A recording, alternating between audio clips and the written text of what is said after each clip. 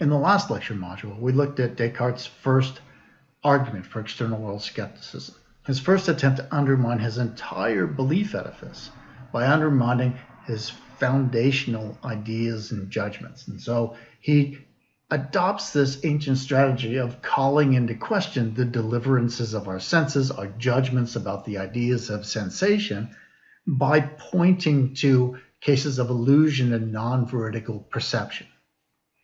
And so the idea here is that we recognize that there are cases where our judgments about the ideas of sensation, in fact, turn out to be mistaken, that we are incorrect, that the world isn't as it appears to be. They are non-veridical in some way. And as a result, the argument asserts, we must abandon our convictions, at least to a little degree, for all of our judgments about the ideas of sensation. Now, Descartes offers this argument, but then he walks it back a little bit. He doesn't think it's powerful enough to truly undermine all of our judgments about the ideas of sensation, all of the things that we get through the senses. And he does so precisely because illusions don't seem to be random and all pervasive. The thing about visual or auditory or gustatory illusions are that they are recognizable because they can be seen to depict the world in inaccurate ways. So once we see this McGurk effect in action, we can understand how the combination of our visual perceptions of people's mouths moving together with our auditory processing of their speech can lead to an illusion. But that doesn't mean that we always mishear people.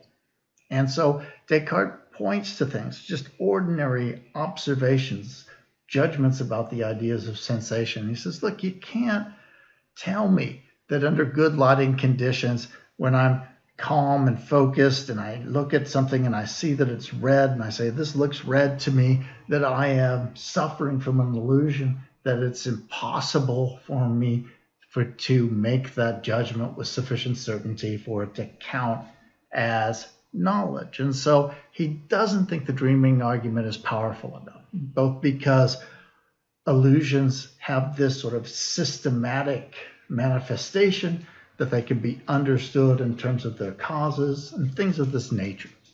So the next thing he tries is to come up with a story whereby all of our experiences could be exactly as they have been throughout the entirety of our existence, and yet none of them would be veridical.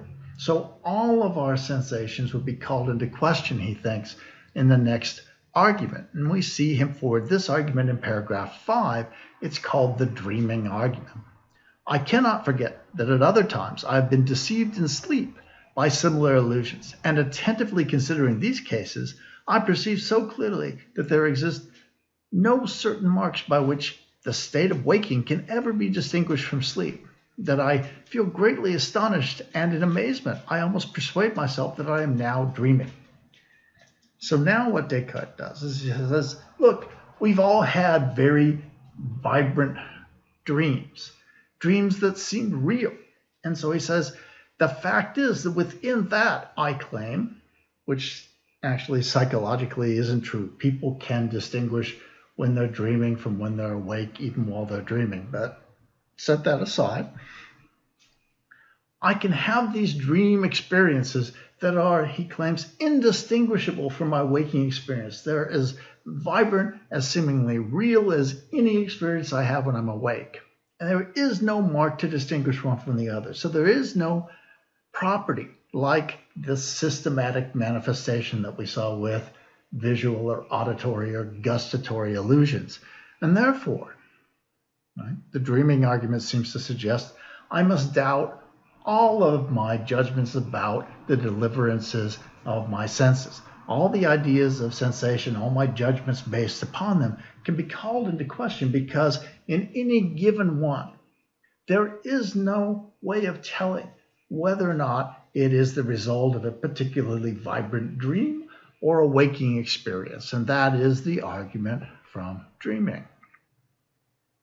Now, first blush, we might think to ourselves, okay, now this argument, it totally eviscerates all of those foundational elements of Descartes' belief edifice. Everything that Descartes gets on the basis of the deliverances of the senses and the judgments that he makes thereon is gone after this dreaming argument.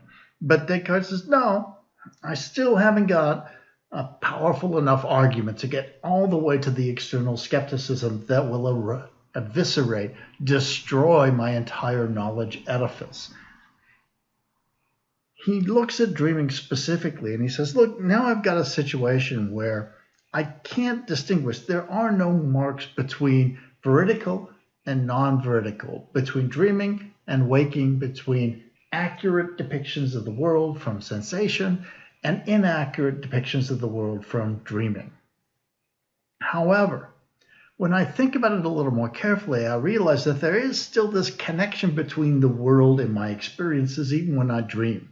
And because there is this connection, the dreaming argument ultimately isn't powerful enough. And specifically what Descartes is thinking about is, look, all of my dreams, no matter how crazy they are in fact borrowing elements of my waking experiences. So my most vivid dreams, no matter what is going on in those dreams still have the colors that I experience through sensation in my waking experiences. They still have the same sorts of objects and shapes and relationships in space. They still are populated by the basic same kinds of things, dogs and cats and people and so on. And so Descartes says, the problem with the dreaming argument is, even though the particulars of any experience I have can now be called into question, the general features of the world that I can infer from my dreams are still reliable indicators of my waking experience. They're still based in my waking experiences.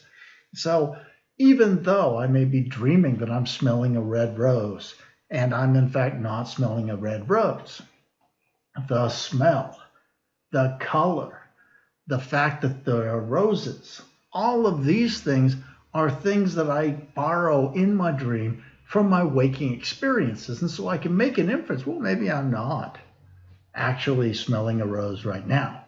But I can't make an inference that there have never been any waking experiences where I smelled a rose.